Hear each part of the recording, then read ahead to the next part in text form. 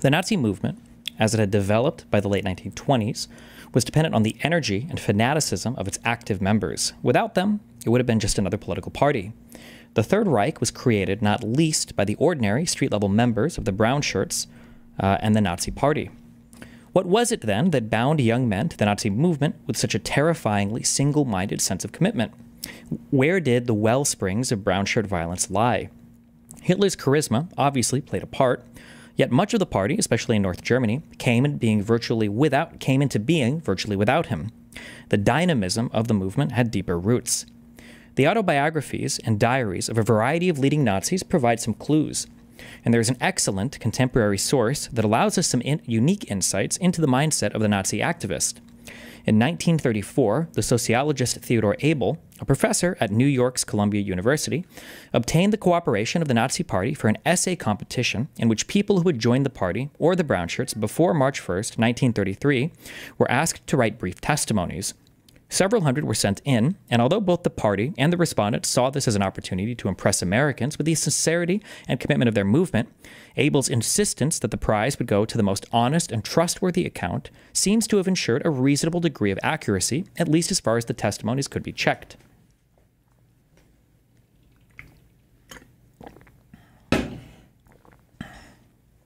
For the grassroots party activist, the elaborate theories of men like Rosenberg, Chamberlain, Spengler, and other intellectuals were a closed book. Even popular writers such as Lagarde and Langben appealed mainly to the educated middle classes.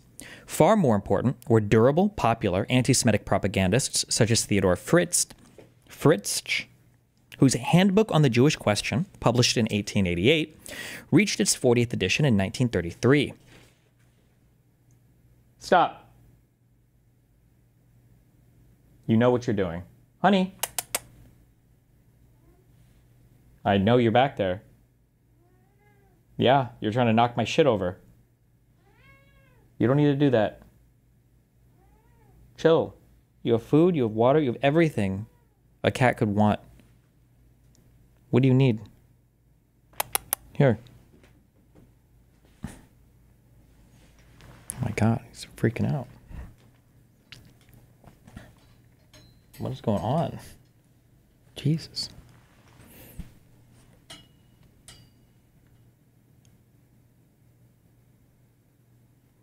What are you doing? Stop. He's trying to terrorize me. But no, you don't even eat cables. Stop. You don't even like that. Here, come hang out right here. Look, you have a seat right here.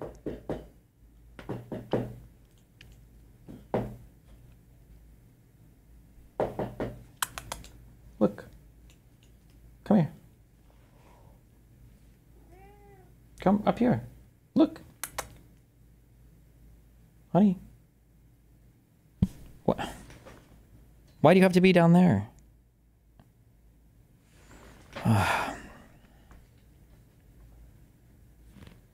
What?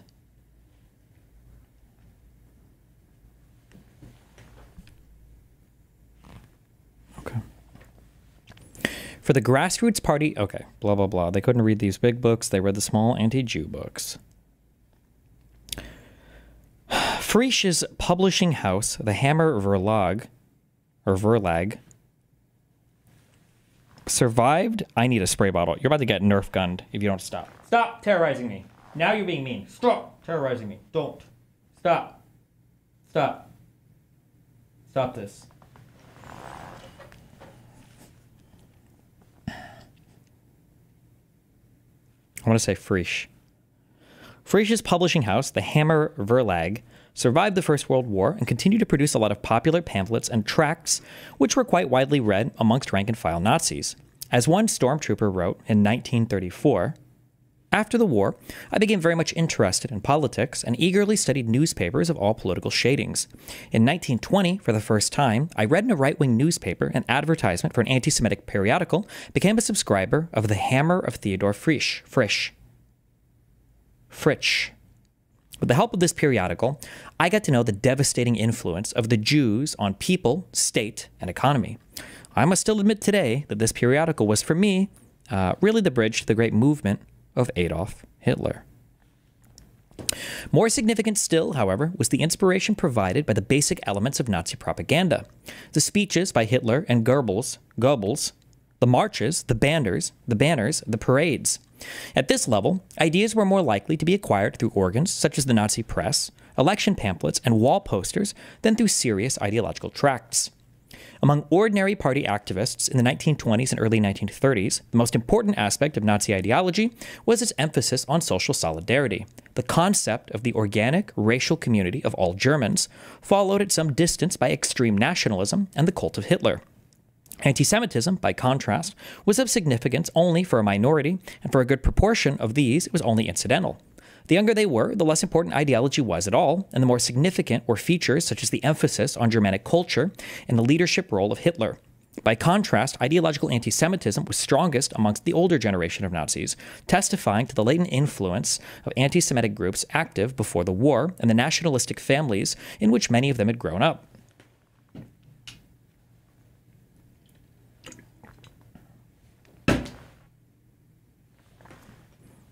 Men often came to the paramilitary wing of the Nazi Party after serving at the front in 1914 to 1918, then becoming involved in far-right organizations such as the Thule Society or the Free Corps. Young Rudolf Haas, for example, the future commandant of Auschwitz, came to the party this way. Born in 1901 in Baden-Baden, he grew up in southwest Germany in a Catholic family. His father, a salesman, intended him for the priesthood and, according to Haas, instilled in him a strong sense of duty and obedience. But he also intoxicated him with tales of his own past days as a soldier in Africa and the selflessness and heroism of the missionaries. Haas lost his faith as the result, he later wrote, of the betrayal of a secret he had confided in his confessor. When the war broke out, he enrolled in the Red Cross and then in his father's old regiment in 1916, serving in the Middle East. At the end of the war, his parents both dead, he enlisted in a Free Corps unit in the Baltic, where he experienced the brutality of civil war at first hand. Back in Germany, were any of the Baltics part of Germany at that point, post-World War Germany? I don't know how far east it extended, like where Prussia was up there. Did that go into the Baltics or no? No, I don't know.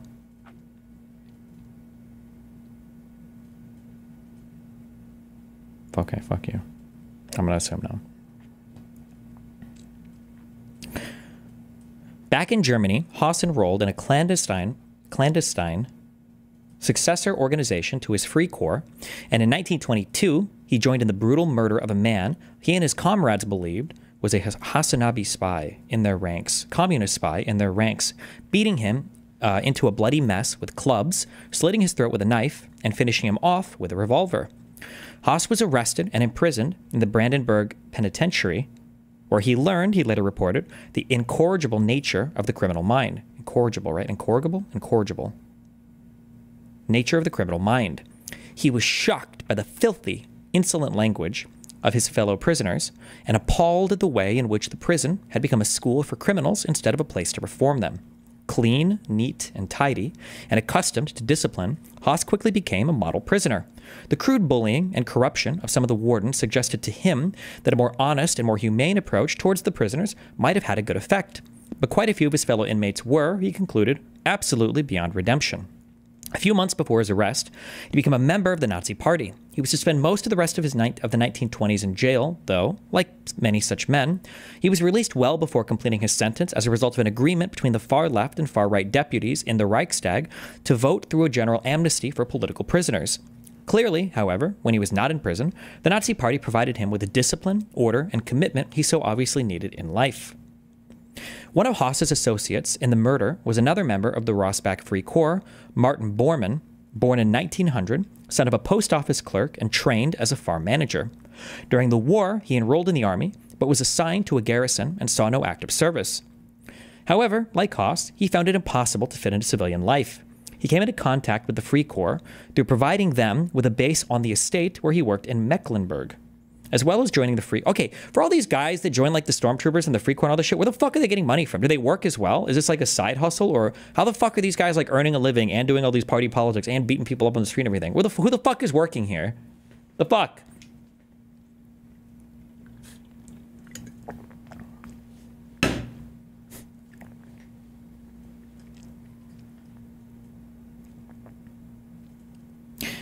As well as joining the Free Corps, he also enrolled in an association against the arrogance of the Jews, another tiny and otherwise insignificant fringe group on the far right. Bormann was not as closely involved in the murder as Haas and only had to serve a year in jail. In February 1925, he was released, and by the end of 1926, he had become a full-time employee of the Nazi Party, carrying out myriad administrative tasks, first in Weimar, then in Munich. A hopelessly incompetent speaker and, unlike Haas, not constitutionally inclined to physical violence, Bormann became an expert on insurance for the party and its members, organized financial and other kinds of relief for brown shirts in distress, and slowly began to make himself indispensable to the movement. But the fact that he was, above all, an administrator cannot disguise the fanatical nature of his political commitment. Like Haas and so many others, he reacted to the defeat of Germany in the First World War by turning to the most extreme forms of resentful nationalism, rabid anti-Semitism, and hatred of parliamentary democracy. Quickly coming into contact with Hitler, he fell totally under his spell and soon began to impress the Nazi leader with his boundless, unconditional admiration and loyalty. To others in the party hierarchy, especially lower down the ranks, he could show an entirely different side, revealing in the process a brutal ambition that was eventually to make him one of the key figures in the Third Reich, above all in its later stages during the war. With men such as these, even more with slightly older figures who had gained their military experience through active service in the central battlefield of the war, in the central battlefields of the war, it was clear that the Free Corps were indeed, as has been said, the vanguard of Nazism, providing a good part of the leadership cadre of the party in the mid-1920s. Yet, already by this time, a younger generation was entering the party, the post-war generation, eager to emulate the now legendary exploits of the frontline soldiers. A few drifted over from the communists, attracted by political extremism, activism, and violence irrespective of ideology. I quit the party in 1929, reported one, because I could no longer agree with the orders from the Soviet Union. For this particular activist, however, violence was a way of life. He continued to attend party rallies of all descriptions and to throw himself into street fighting alongside his old comrades until a local Nazi leader offered him a position. Violence was like a drug for such men, as it clearly was for Rudolf Haas, too. Often, they had only the haziest notion of what they were fighting for. One young Nazi reported that witnessing opponents trying to break up a Nazi meeting made me instinctively a National Socialist, even before he became acquainted with the party's goals. Another, joining the Nazi movement in 1923, lived a life of almost incessantly violent activism, suffering beatings, stabbings, and arrests for the best part of a decade, as he recounted in detail in his autobiographical essay. These clashes, rather than the actual ideas of the movement, were what gave his life significance. For one young man, born in 1906 into a social democratic family, hostility to the communists was at the core of his commitment. The times he experienced in the unit of the stormtroopers, known as the Murderer's Storm, were, he later said, too wonderful and perhaps also too hard to write about. A particularly graphic, though by no means untypical account of stormtrooper activities was provided by a school teacher born in 1898 who had fought in the war and, after far-right activities in the early 1920s, joined the Nazis in 1929.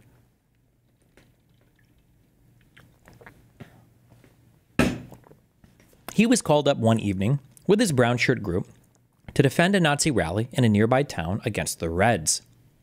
We all gathered at the entrance of the town and put on white armbands, and then you could hear the thundering marching of our column of about 250 men. Without weapons, without sticks, but with clenched fists, we marched in strict order and iron discipline into the catcalls and screaming of the crowds before the meeting hall. They had sticks and fence boards in their hands. It was 10 o'clock at night. With a few maneuvers in the middle of the street, we pushed the crowd against the walls to clear the street. Just at that moment, a carpenter drove through with a small truck and a black coffin in it. As he went by, one of us said, "Well, let's see whom we can put in there." The screams, cries, whistles, and howls grew ever more intense.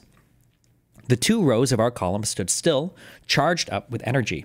A signal, and we go marching into the hall where a few hundred rioters are trying to shut up our speakers. We came just in time, marching in step along the walls until we had closed the ring around them, leaving an opening only at the entrance. A whistle sounds, we tighten the ring. 10 minutes later, we had put them out into the fresh air. The meeting goes on while outside all hell breaks loose. We then escorted the speaker back out, cutting once more through the swirling mob in closed formation. For this stormtrooper, the Marxists were the enemy, as they were for many ex-soldiers fighting in what he called the spirit of the frontline comradeship, risen from the smoke of the sacrificial vessels of the war and finding its way into the hearts of the awakened German people. Old fighters such as these proudly listed the injuries and insults they had received at the hands of their opponents. The persecution, harassment, scorn, and ridicule that they had to suffer only stiffened their resolve. At one meeting in Oberstein, according to a party activist born in 1905, 400 stormtroopers turned up, including himself. One after the other, our four speakers had their say, interrupted by furious howling and catcalls. But when, in the ensuing discussion, an interlocutor was reprimanded for saying, "We don't want the brown plague in our beautiful town," tumult broke out. Tumultuous tumult broke out. There followed a battle with beer steins, chairs, and the like, and in 2 minutes the hall was demolished and everyone cleared out. We had to take back 7 heavily injured comrades that day, and there were rocks thrown at us and occasional assaults in spite of the police protection.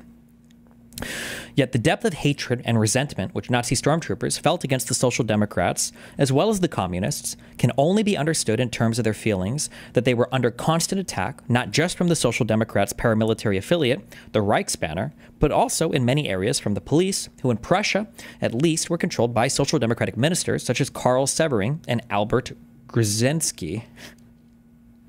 The terror of police and government against us, as one stormtrooper put it, was another source of resentment against the Republic. Such men were outraged that they should be arrested for beating up or killing people they considered to be Germany's enemies, and blamed the prison sentences they sometimes had to suffer on the Marxist judicial authorities and the corruption of the Weimar Republic. Their hatred for the Reds was almost without measure. One young Nazi still inveighed in 1934 against the Red Blood, hordes of red mercenaries lurking in the dark, or, as another brown shirt put it, the red murder mob, the screaming, screeching hordes, hate-filled, furious faces worthy of study by a criminologist. Their hatred was fueled by countless clashes, all the way up to terrifying incidents, such as a notorious gun battle between communists and brown shirts that broke out on a train in Berlin-Lichtenfels on March 27, 1927. The brown shirts contrasted communist criminality with what they saw as their own selfless idealism. One stormtrooper reported with pride that the struggle of the late 1920s demanded financial as well as psychological sacrifices of every comrade. Night after night, leaflets for which we ourselves had to pay had to be distributed. Every month there was a rally, which always gave our little local branch of 5 to 10 members 60 marks of debts, since no innkeeper would rent us a hall without advance payment. The oft-repeated claim that many brown shirts only joined the organization because it offered them free food, drink, clothing, and accommodation, not to mention exciting and brutal kinds of entertainment, does scant justice to the fanaticism which motivated many of them. Only the oldest activists joined in the expectation of getting a job or receiving financial support. For the young, it did not matter so much. Nazi student leaders often got themselves deeply into debt by paying personally for posters and pamphlets. With many others, it must have been the same. Of course, testimonies such as these, addressed to an American sociologist, were bound to emphasize the self-sacrifice and dedication of their writers. Nevertheless, it is difficult to grasp the full extent of the stormtroopers' fanaticism and hatred unless we accept that they often did feel they were making sacrifices for their cause.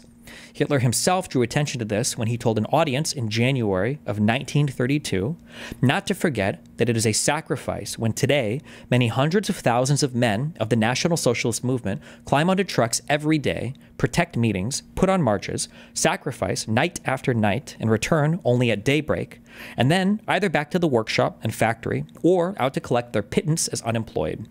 When they buy their uniforms, their shirts, their badges, and even pay their own transportation from what little they have, believe me, that is already a sign of the power of an ideal, a great ideal. Oh, I guess that's how they got their money, okay.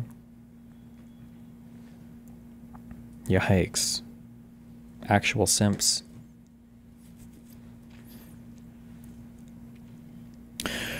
The Nazi Party depended on such commitment.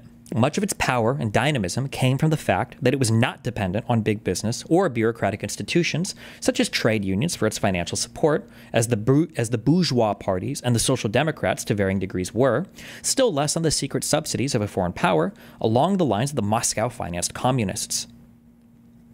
Many people were won over to Nazism by Hitler's demagogy. Now presented in dramatically staged mass rallies and huge open-air meetings, Hitler's speeches at the end of the 1920s had a power greater than ever before. One young nationalist, born in 1908, had attended meetings addressed by such luminaries of the extreme right as Hugenberg and Ludendorff before he finally found inspiration when he heard the leader Adolf Hitler speak in person. After this, there was only one thing for me, either to win with Adolf Hitler or to die with him, or to die for him. This is the support I need from you guys, by the way, okay? The personality of the leader had me totally in its spell. He who gets to know Adolf Hitler with a pure and true heart will love him with all his heart. He will love him not for the sake of materialism, but for Germany. There are many other such testimonies from an anti-Semitic metalworker born in 1903 who discovered at a Hitler meeting in 1927 that our leader radiates a power which makes us all strong. To another stormtrooper, born in 1907, who declared that he fell under Hitler's spell in 1929 in Nuremberg, how his blue eyes sparkled when his stormtroopers marched past him in the light of the torches, an endless sea of flames rippling through the streets of the ancient Reich capital. Much of the Nazis' appeal lay in their promise to end the political divisions that had plagued Germany throughout the Weimar Republic. One 18-year-old clerk attending rallies at a regional election in 1929 was impressed by the Nazi speaker's sincere commitment to the German people as a whole, whose greatest misfortune was being divided into so many parties and classes. Finally, a practical proposal for the renewal of the people. Destroy the parties, do away with classes, true national community. These were goals to which I could commit myself without reservation. Relatively few, in the end, were converted to active participation in the movement by reading political or ideological tracts. Word of mouth was what counted. Yet, not everyone was mesmerized by Hitler's speaking. A serious and idealistic young middle-class Nazi, like Melita Maschmann, for example, admired him as a man of the people who had risen from obscurity, but even at the annual party rally, she was so busy, as she wrote later, that I could not permit myself the debauchery of ecstatic rapture. Parades and shows she found boring and pointless. For her, Nazism was more a patriotic ideal than a cult of the individual leader.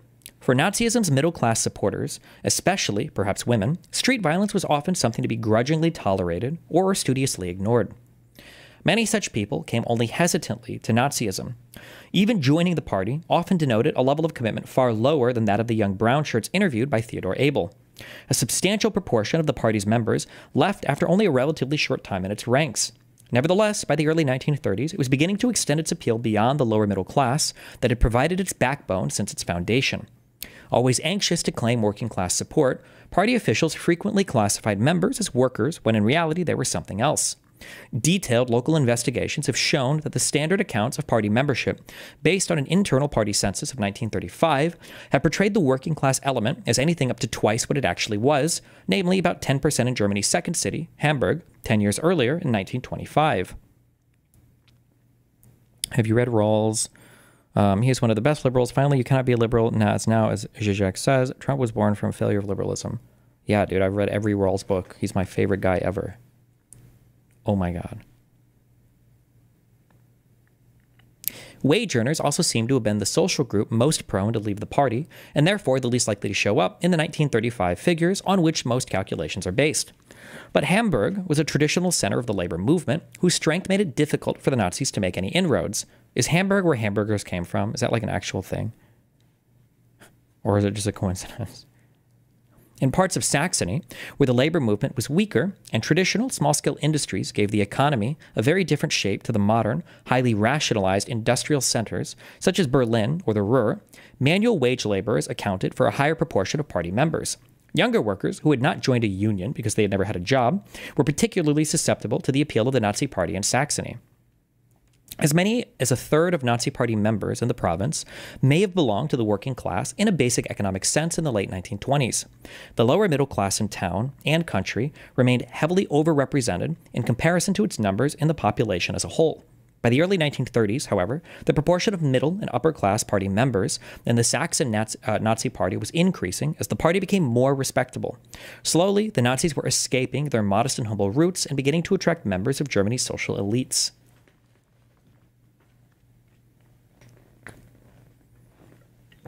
Whoops.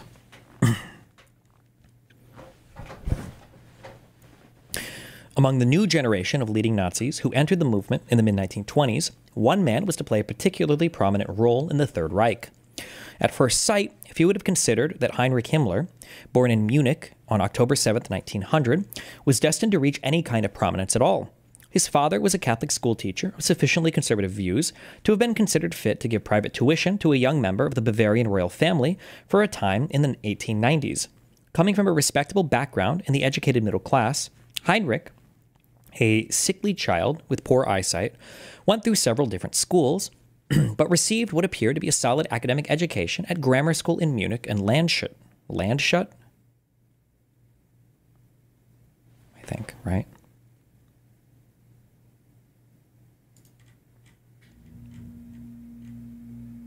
What are you guys doing? Okay.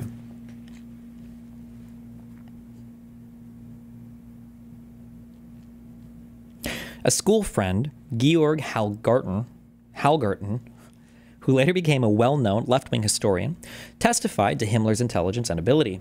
School reports described Himmler as a conscientious, hard-working, ambitious, able, and well-mannered student, a model pupil in every way.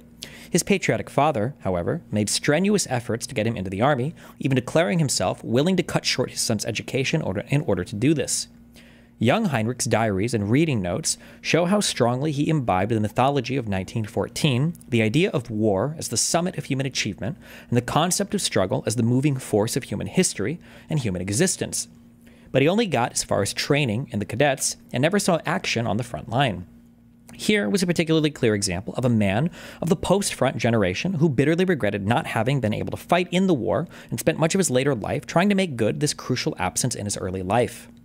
After passing the school, leaving examination with flying colors, Himmler, following his father's advice, went on to study agriculture at the Technical High School in Munich, and here, too, he excelled, graduating with a mark of very good in 1922. He also joined a dueling fraternity, and after some trouble in finding a swordsman who took him seriously enough to accept a challenge, duly acquired the obligatory facial scars.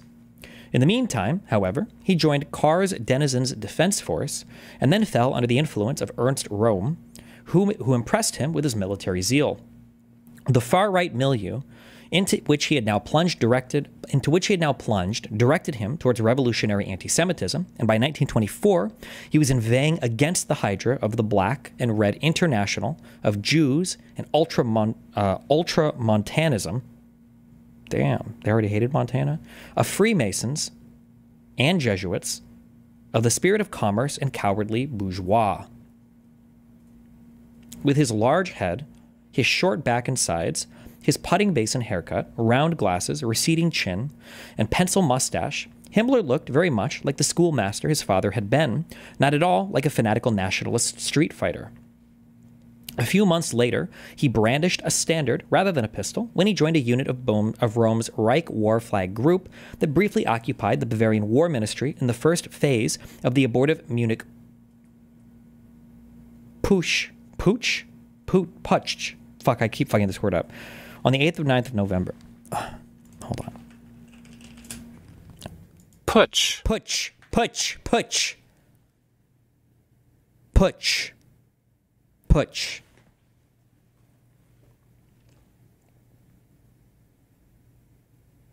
Himmler got away from the putsch without being arrested, and so had his opportunity to rise in the movement at a time when Hitler was in prison or banned from speaking, and the Nazi Party was in disarray.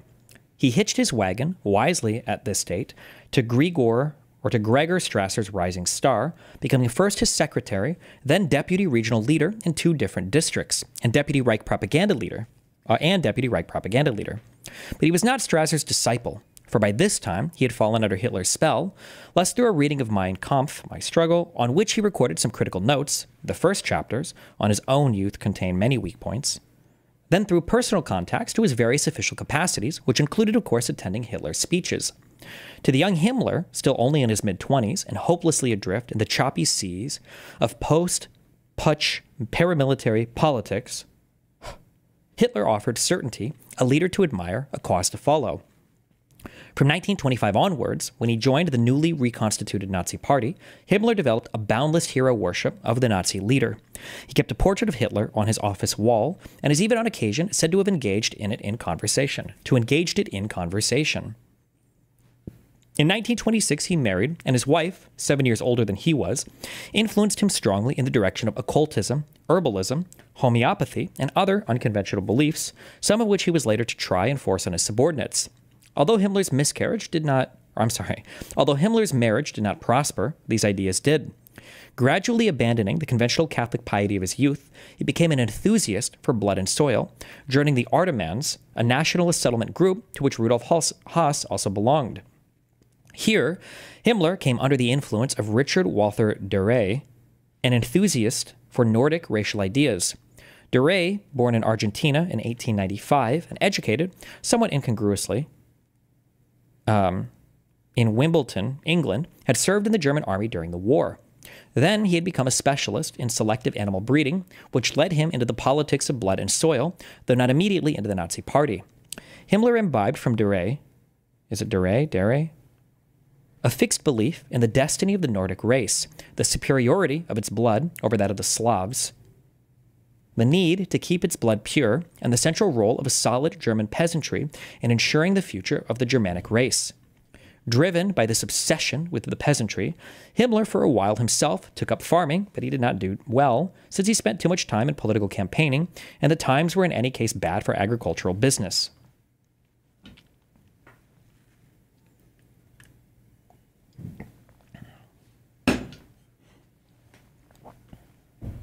On January 6, 1929, Hitler appointed the faithful Himmler as head of his personal protection formation, Schutzstaffel, quickly known by its initials as the SS. This had its origins in a small unit formed early in 1923 to act as Hitler's bodyguard and protect the party headquarters. It was refounded in 1925 when Hitler realized that the brown shirts under Rome would never show him the unconditional loyalty which he required. As though I have tier 5 subs. Its initial commander was Julius Schreck, commander of the Brown Shirts assault squad before Hitler's imprisonment, and from the first it was conceived as an elite formation, in contrast to the catch-all mass paramilitary movement of the Brown Shirts. In the intra-party intrigues of the mid-1920s, the SS went through a number of leaders, all of whom failed to assert its independence from the growing power of the Brown Shirts, though they did manage to build it up as a closely disciplined, tightly knit corps of men. Himmler succeeded where they had failed. Despite the rough elements who had formed its first group of recruits, he self-consciously set out to create it as a real elite, bringing in former army officers like the Pomeranian aristocrat Erich von dem Zalewski,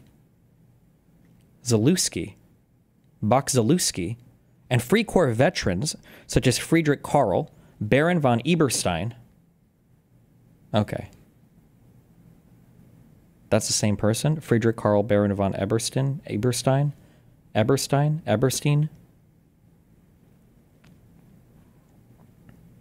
Inheriting a formation of just 290 men, Himmler had increased the strength of the SS to 1,000 by the end of 1929 and nearly 3,000 a year later. Over the objections of the Brown Shirt leadership, he persuaded Hitler to make the SS fully independent in 1930, giving it a new uniform, black instead of brown, and a new, strictly hierarchical, quasi-military structure. As discontent and impatience rose within the Brown Shirt organization and the threat of independent action grew, Hitler turned the SS into a kind of internal party police.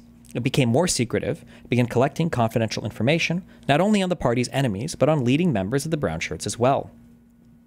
With the creation of the SS, the basic structure of the Nazi movement was complete. By the end of the 1920s, Hitler had emerged, partly through circumstances, partly through his own speaking ability and his own ruthlessness, partly through the desperate need of the extreme right for a strong leader, as the unquestioned dictator of the movement, the object of a rapidly growing cult of personality. There were still tensions within the movement. These were to surface dramatically in the following few years up to 1934.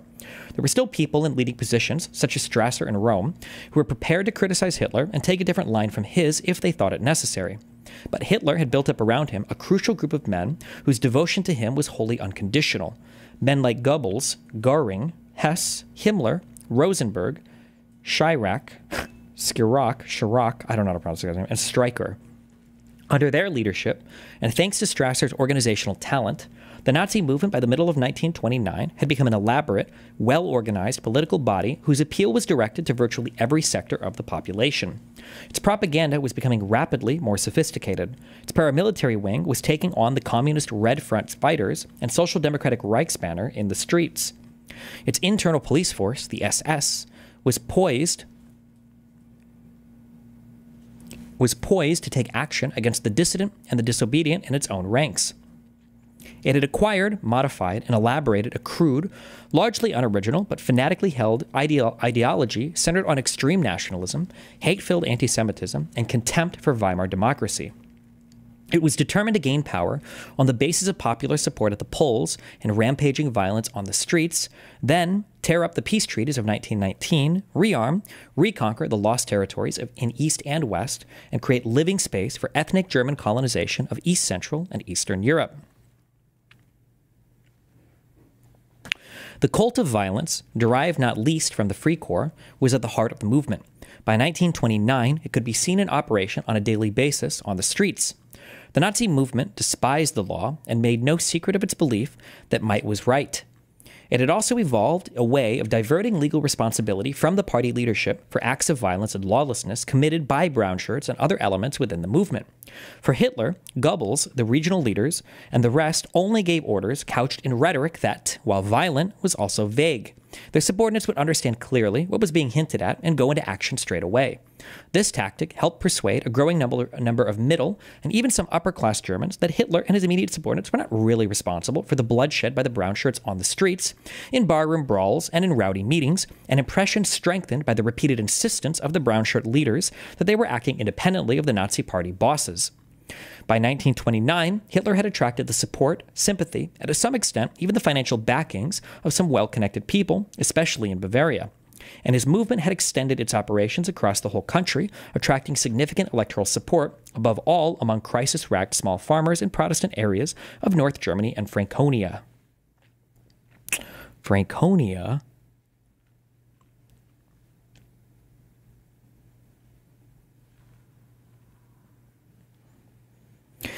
None of this could disguise the fact, however, that in the autumn of 1929, the Nazi Party was still very much on the fringes of politics. With only a handful of deputies in the Reichstag, it had to compete with a number of other fringe organizations of the right, some of which, for example, the self-styled Economy Party, what a cringe name for a political party, were larger and better supported than it was itself, and all of these still paled into insignificance in comparison to mainstream organizations of the right, such as the Nationalist Party and the Steel Helmets.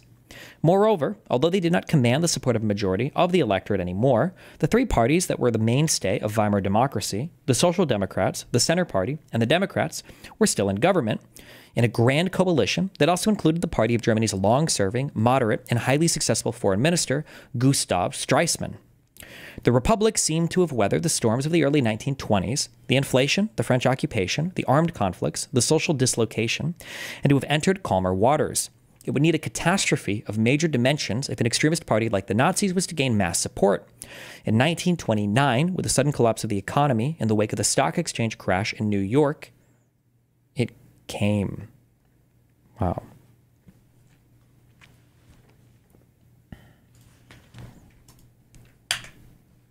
What happened with the Young Turks? Hold on.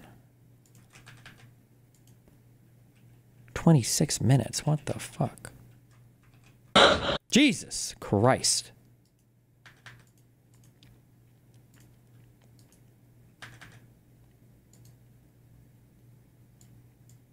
Why? Why are you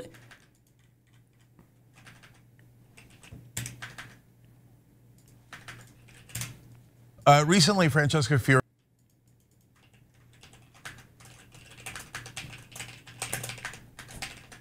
Find the logs.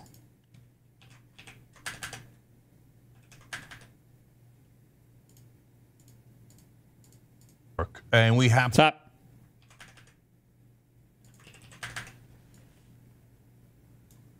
Fiorentini asked. Recently, Francesca Fiorentini asked us. Oh no. Wait, the Francesca that I've been on shows with before, she was in the Young Turks? I didn't even know.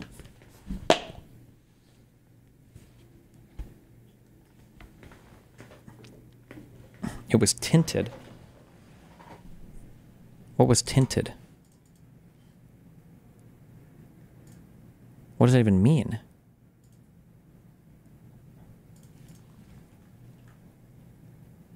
Oh, that's the guy's name. You're fucking retarded.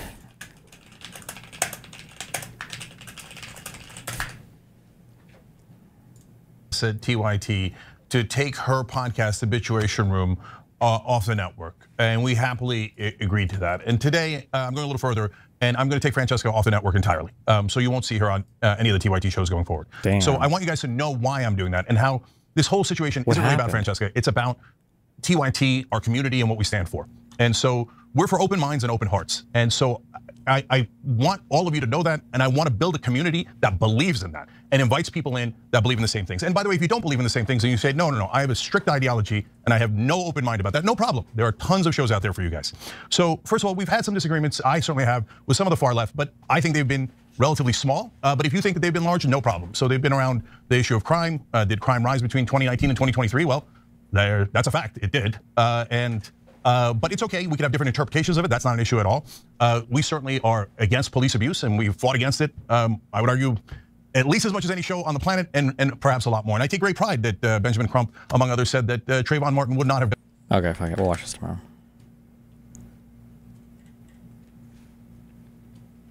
All right, have fun, be careful, don't die, stay safe. Rubino, cappuccino, poppuccino, hoppuccino, moppuccino, cappuccino, cappuccino, cappuccino, alpuccino, my donors. I will catch you guys next.